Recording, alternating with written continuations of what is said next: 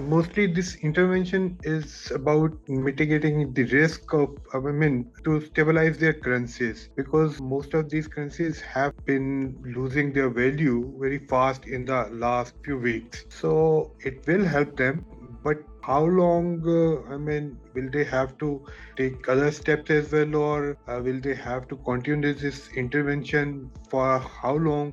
That is not clear. I think if dollar stays strong as it is today, and if the Federal Reserve doesn't reduce its interest rates easing in next 2-3 months, then it will be a problem for these economies. Pakistan is not linked to or connected with the global international financial markets like these emerging economies are, or India is, or other economies. So, of course, a strong dollar, Federal Reserve's interest rates, they do affect Pakistan and its currency and its exchange rate. But and this of course was one of the reasons the State Bank of Pakistan didn't reduce its interest rates as well. So, but events happening in the international global market affect Pakistan as much as they affect southeastern economies or emerging economies or India and others. I think the strength of dollar will have minimal impact on Pakistan. Secondly, of course, keeping an exchange rate strong through artificial actions, we have seen it. And if we don't let the exchange rate operate and according to the market forces, according to the we don't let the market decide what exchange rate should be today, it will definitely have a negative impact going forward. Even if we can avoid it right now, it will be, we will be paying the price later on. It's too early to say, whether the countries or the groups like BRICS can, actually move away from US dollar or end its dominance in the international trade, international debt markets, and its use as a global reserve currency. Of course, there are some efforts are being done by China, by Russia, and we have seen that these countries are trying to increase bilateral trade or with trade within the member countries in their local currencies, in their own currencies, in yuan or in other currencies. The ratio is very small, and then we also surge in non-dollar oil trade. As I have mentioned in my article, the oil trade done in currencies other than US dollar has increased to 20% last year. If you look at the numbers, there is for US dollar as a reserve currency has come down to 48%. And there are certain developments which are happening. There are some countries like China and Russia are pushing for non-dollar, trade, non-dollar trying to create non-dollar debt market as well. But I think it will be too early to say that they can displace dollar as global preferred currency for trade and vice versa. If you look at the euro, when European countries, launched their common currency in 1990s, they have the of course, one of the motive behind that was to, to challenge the dominance of dollar. But still, they are, of course, like now, euro is the second biggest reserve currency. But still, they haven't been able to reduce the, to significantly, dent dollar's position. Of course, the way dollar is getting stronger in recent months, delays in Fed rate cut are affecting the currencies in emerging markets in Europe, in elsewhere.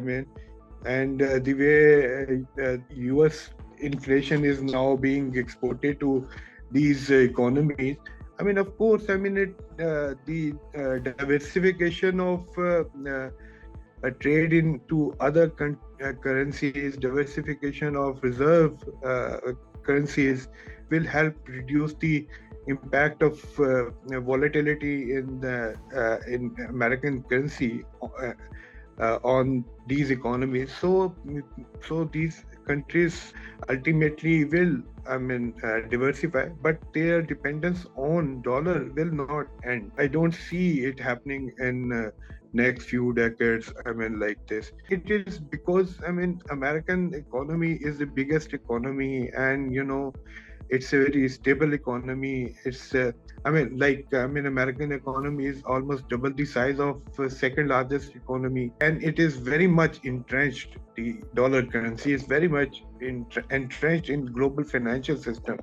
So displacing it, creating a new system, financial system within the BRICS or within some other countries, but replacing dollar and or euro, that will take more than that, unless these countries become so big and their trade becomes grows greater than American trade and American influence, political influence, and like this. Unless that happens, I don't see any meaningful change in the global financial system or use of dollar as reserve currency or preferred currency for trade. Beside, economic reasons, these geopolitical issues like sanctions,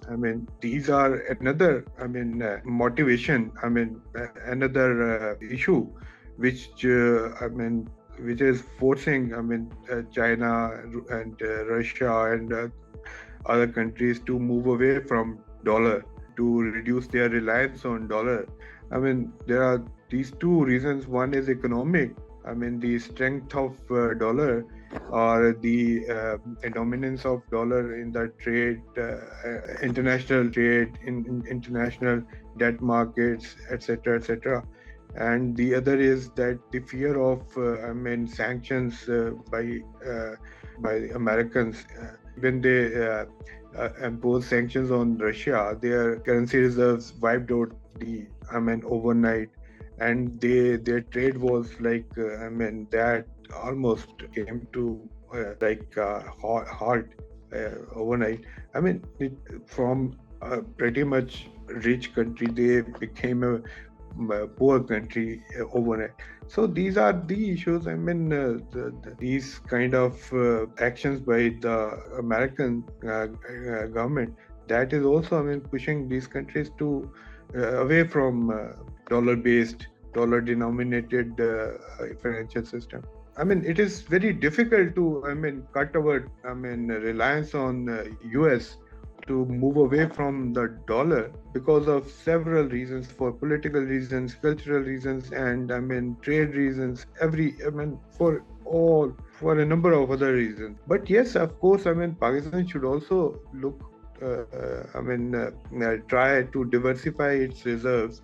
When Finance Minister Aurangzeb talked about Panda bond, or before that, we have been actually hearing about Panda bond for last few years. So that is also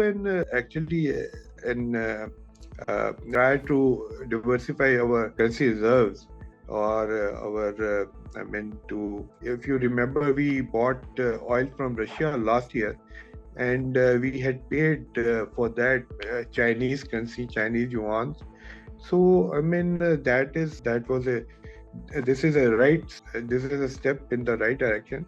We should also diversify, look toward and increase our trade with global South instead of depending on America or Europe alone. We always have this dollar problem, and this dollar problem is not going to go away in next few years. And even if it goes away, in next few years, in next 5 years, if we are able to have surplus dollars, even then, I think we should diversify our trade invoicing, our debt, our international debt, our reserves, etc., etc., everything. And like other countries like India, which has an agreement with UAE, and I think I'm not sure, but maybe with Saudi to buy oil from them in local currencies in Indian rupee. I mean, we should also have these kind of agreements with these countries. I mean, for oil. I mean, after all, I mean, they are our brotherly countries. If they can give this facility to India, why not us? So it will reduce pressure on our foreign exchange, on our dollar reserves, etc. This is the direction that we need to move in. But of course, I mean, you cannot expect Pakistan to, totally cut its ties, or totally, no other country or no other group is totally cut off with this dollar-denominated or America-dominated economic and financial system. How can we? But of course, we should be cognizant of these developments and align our economy accordingly.